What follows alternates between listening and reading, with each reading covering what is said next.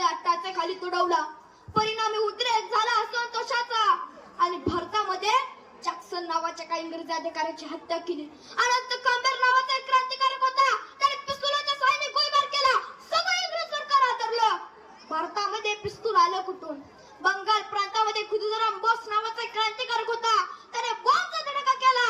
सगळ्या इंग्रजांना वाटलं भारतामध्ये बॉम्ब आला कुठून आणि मग खटला चालवला.